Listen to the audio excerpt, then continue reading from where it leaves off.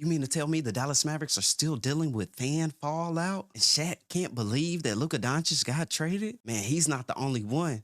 What about you? The Dallas Mavericks organization deciding to step away from Luka Doncic and putting the fan base in such a stressful situation, choosing between the players that are still there and the organization, continuing to keep their fandom or to leave with Luka? Man, it's a lot to unpack.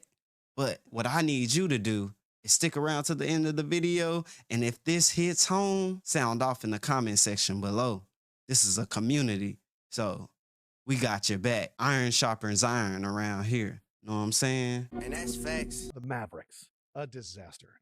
We're recording this on the same day that Kyrie Irving, we found out, has torn his ACL. We have now, in the span of 30 days, seen this Mavericks team trade Luka Doncic. Anthony Davis gets hurt. 2 other big men get hurt.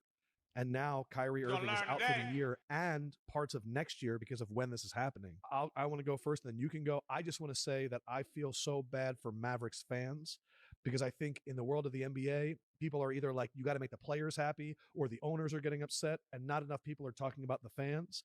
And this franchise, I felt like, took 15 years to build up with Mark Cuban from a really down part where they were one of the best well-treated fan bases, and in the span of 1 month. And you got to consider the Dallas Mavericks has, or at least had, one of the best fan atmospheres, especially for a playoff game in amongst the whole NBA. And for the organization to think or assume that there wouldn't be so many people in such an uproar when you make a drastic decision like the one for trading Luka Doncic for a player that has not necessarily been healthy in most of his seasons is something that can definitely push them over the edge. And what happens when you go over the edge? They call it the edge because it's hard to get back from where you came from. You're gonna learn today. And that's facts. I'm cooking, yo.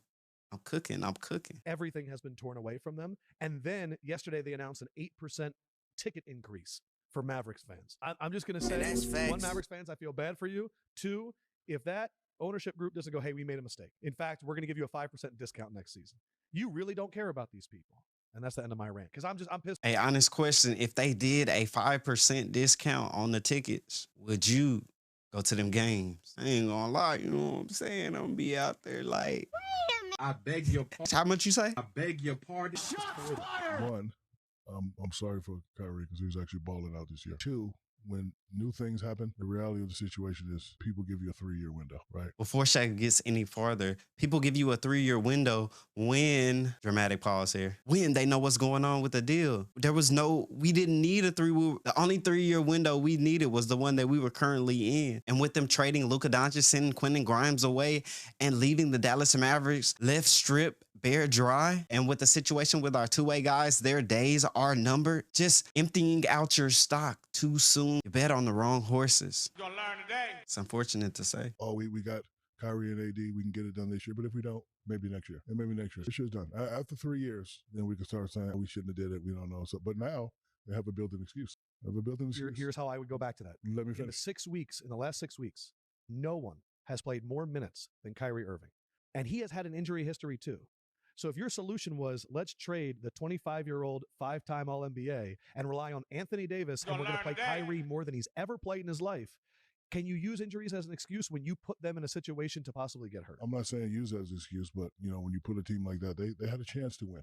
Of course, they're not going to win, and they're going to say, hey, our guys were hurt. Like you said, this year is done. So next year, hopefully, they can make a few more trades and get a couple free agents. And see, that's one of the reasons why us as supporters are not agreeing with the decisions of the organization on this one, because we were in a window.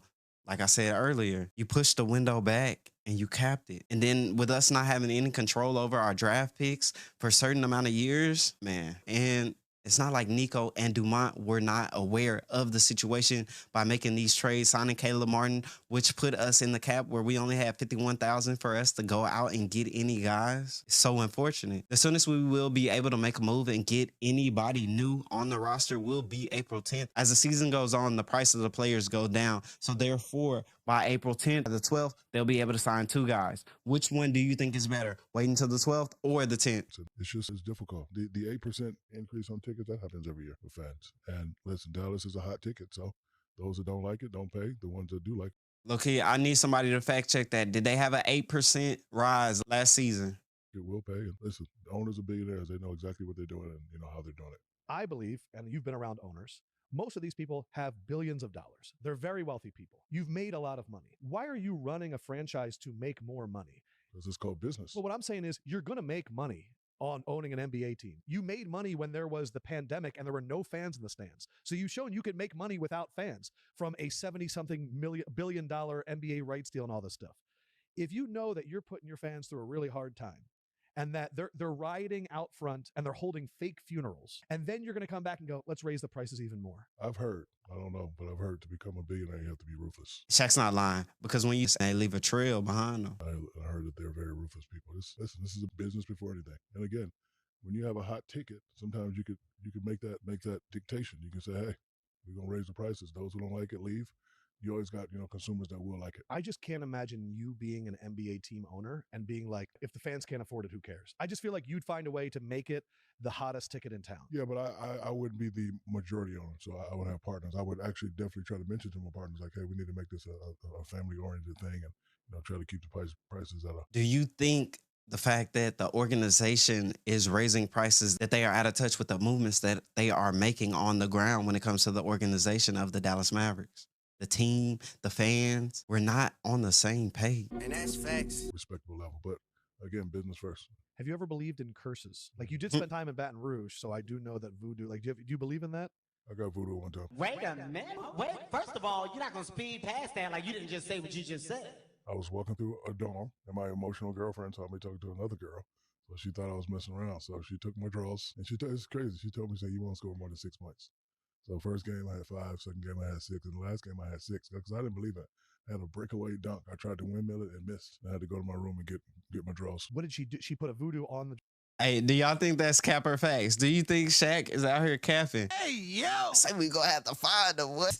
They doing a seance. Draws. She had my drawers in the little thing. And that's facts. Circle, I don't know. She just had my drawers. and you went and took them back, and what'd you do the next game? 49. Wow. Went off. So Powerful draws. I don't know if it works, but something happened. So at that point, you were like, I believe in this stuff. Yes. I bring this up to ask, is there a chance that we might be seeing, we saw this with Babe Ruth when he got traded from the Red Sox to the Yankees. It was the curse of the Bambino, and the Red Sox didn't win for 100 years. Could this be the curse of Luka? Is that what could be happening to Mavericks? Is there a Dallas Maverick? Where you trade Luka, and then the Mavericks are now cursed. I wasn't thinking about it, but since you mentioned it, this is about to go viral. So yeah. You think they could be cursed? Yeah, I do. What do we do? Because there's no draws for Nico to go and pick up. I know, right? They definitely got to do better than the Lakers. They're not. The Lakers I know, at this recording or in second place are the 2 seed. Yeah. So And Luka is dropping triple doubles every game. And they definitely got to win before. Period. That's not going to happen. That's part of the curse. I know, but I'm just saying. So You know how you can beat a curse? You need a sacrifice. Nico has to go. And that's how curses work. Right there you have it from the big fella himself. Hey, yo! Shaq, do you agree with Shaq's takes? Was he offline saying that you have at least a 3-year window? Should the supporters, us, give the Dallas Mavericks organization 3 years? They want us to put the fire out, but it's steady burning. Unfortunately, man, simply put, the whole situation was just... Brother, what's that? So with that, I implore you, tap in so you can be back in. Straight high five. Are the Dallas Mavericks heading towards a rebuild, or are they going to try to make a push for the end of this season? And do you think the Dallas Mavericks are straight knock on wood? If you got a specific team you want us to cover, make sure you drop it in the comments and we'll get you some high fire. And I mean that. And that's facts.